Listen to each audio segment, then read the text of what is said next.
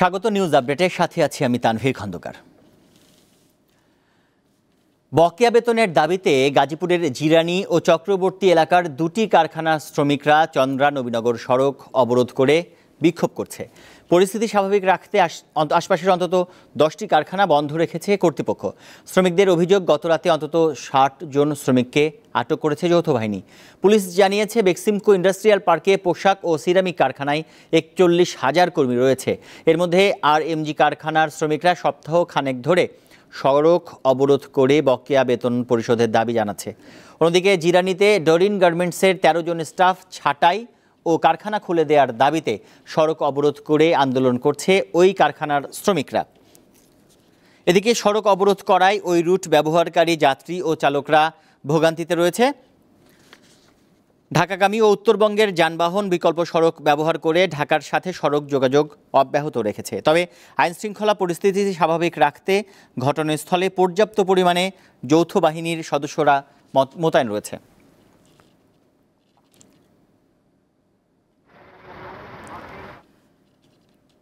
নাগরিক দুর্ভোগ সৃষ্টি হয় এমন সভা সমাবেশ নিষিদ্ধ চেয়ে হাইকোর্টে একটি রিট দায়ের করা হয়েছে। সুপ্রিম কোর্টের এক আইনজীবী মঙ্গলবার রিটটি দায়ের করেন। বিচারপতি ফাহমিদা কাদের ও বিচারপতি মুবিনা আসাফের বেঞ্চে রিটটির শুনানি হবে বলে জানিয়েছেন আইনজীবীরা। উইদাউট উইপেনের কথা সবসময় বলা আছে এবং দেখা গেছে যে এই সভা সমাবেশগুলোর মধ্যে স্টিক নিয়ে আসা হয় এবং পাথর নিক্ষেপ করা হয় এবং দেখা গেছে যে এমন ব্লকেজ তৈরি করা হয় যে হেভি ট্রাফিক হয়ে আসে। এই হেভি ট্রাফিকে কাউকে একজন মুমূর্ষু রুগীকে মেডিকেলে নেওয়া যায় না। তাহলে এই একজন মুমূর্ষু রুগী একজন নাগরিকের যে অধিকারটুকু সেবা পাওয়ার ক্ষেত্রে সেটাও সে পায় না, তার রাইট টু লাইফের হ্যাম্পার হচ্ছে।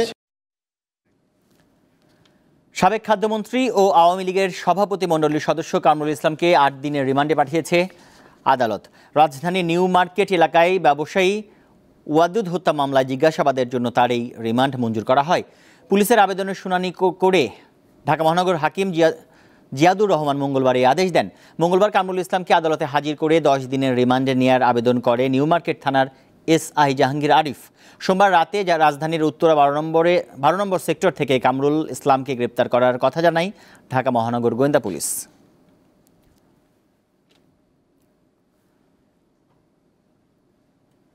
বুধবার উপদেষ্টা পরিষদে উঠেছে আন্তর্জাতিক অপরাধ ট্রাইব্যুনাল অধ্যাদেশ। এই আদালত চাইলে রাজনৈতিক দলের শাস্তি বা নিষিদ্ধে সুপারিশ করতে পারবে বলে জানিয়েছেন আইন উপদেষ্টা আসিফ নজরুল। মঙ্গলবার সচিবালয়ে আইন ও সংসদ বিষয়ক মন্ত্রণালয়ের 100 দিন উপলক্ষে আয়োজিত সংবাদ সম্মেলনে তিনি এসব কথা বলেন। তিনি জানান, ঢালাও ও হয়রানিমূলক মামলা নিয়ে সরকারও বিব্রত। যারা এই ধরনের মামলা করছে তাদের বিরুদ্ধে সরকার কঠোর হবে বলে জানান তিনি। বিভিন্ন অযৌক্তিক আন্দোলনের সমালোচনা করে তিনি বলেন, জনগণের ভোগান্তি করলে সরকার শক্ত হবে। অপর এক প্রশ্নের জবাবে উপদেষ্টা বলেন, সাবেক আইনমন্ত্রীর ফাঁস হওয়া কল রেকর্ড সত্য হলে তিনি দেশকে অস্থিতিশীল করার চেষ্টা করছেন।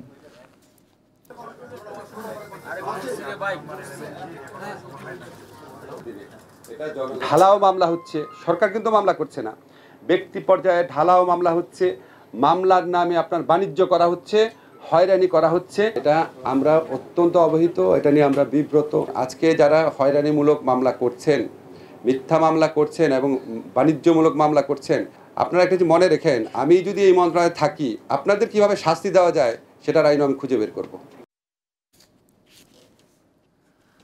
আগামী জাতীয় নির্বাচন অবাধ, সুষ্ঠু ও স্বচ্ছ দেখতে চাই কমনওয়েলথ, যেখানে জনগণের মতামত প্রতিফলিত হবে। সকালে রাজধানীর আগারগাঁওয়ে নির্বাচন ভবনে সংস্কার কমিশনের সঙ্গে বৈঠক শেষে কমনওয়েলথের সহকারী সেক্রেটারি জেনারেল লুইস জি ফ্রান্সিসি কথা জানান। বলেন, সংস্কার কমিশনের সদস্যরা অত্যন্ত দক্ষ, এখানে সুপারিশ করার কিছু নেই, কমিশনের সদস্যরাই এটা করবেন। তবে সংস্কার কমিশন যদি কমনওয়েলথের কাছে সহায়তা চায় তা দেয়া হবে। পরে কমিশন প্রধান বদিউল আলম মজুমদার জানান, তারা কোনো কিছু চাপিয়ে দিতে চায় না। সংস্কার কমিশনের মতোই তারা একটি অবাধ, সুষ্ঠু ও গ্রহণযোগ্য নির্বাচন চায়।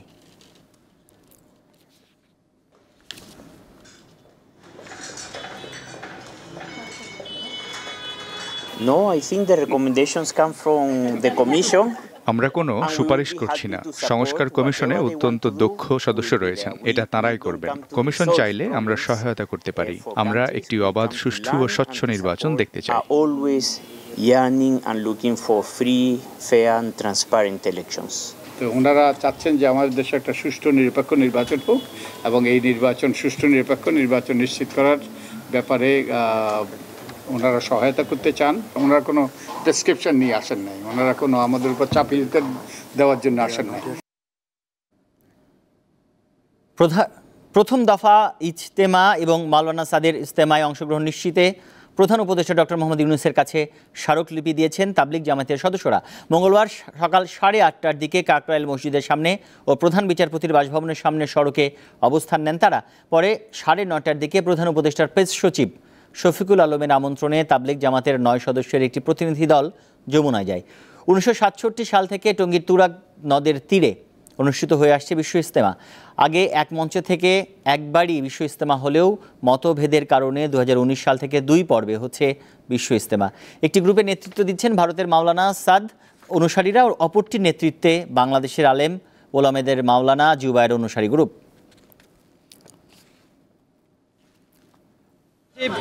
শফিক সাহেব আমাদের কাছ থেকে আমাদের যে দরখাস্ত সেটা উনি রিসিভ করেছেন, রিসিভ কপি দিয়েছেন, আমাদেরকে কথা দিয়েছেন যে উনি প্রধান উপদেষ্টার সঙ্গে কথা বলবেন এবং আমাদের দাবি একটাই দাবি মাওলানা সাদ সাহেবকে যেন আগামী 5 দিনের জোরে এবং ইজতেমাতে আমরা আনতে পারি।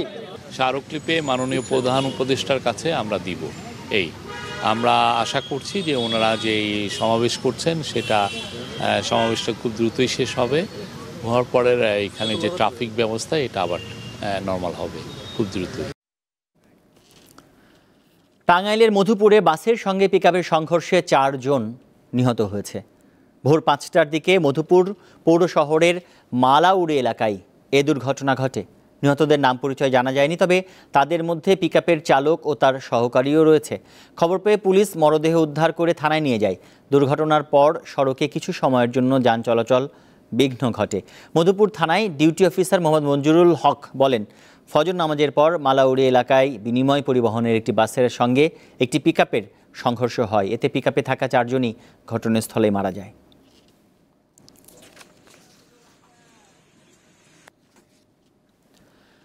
শীতের আমেজ শুরু হয়েছে উত্তরাঞ্চল সহ বিভিন্ন জেলায়। ভোর থেকে কুয়াশার চাদরে ঢাকা থাকলেও বেলা বাড়ার সঙ্গে সঙ্গে দেখা মিলেছে সূর্যের।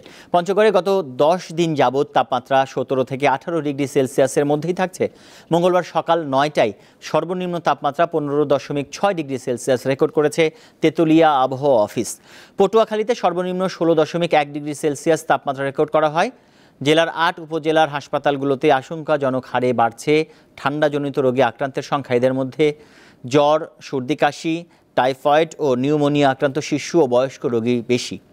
দিনাজপুরে সকাল 6টায় সর্বনিম্ন তাপমাত্রা রেকর্ড করা হয়েছে 15.8 ডিগ্রি সেলসিয়াস। নওগাঁর সর্বনিম্ন তাপমাত্রা পরিমাপ করা হয়েছে 16 ডিগ্রি সেলসিয়াস।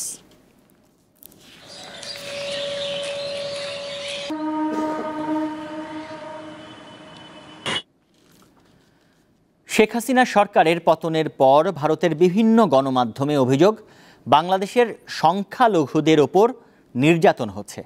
বিষয়টি নিয়ে যুক্তরাষ্ট্রের পররাষ্ট্র দপ্তরের নিয়মিত ব্রিফিংয়ে প্রশ্ন করেছেন এক ভারতীয় সাংবাদিক।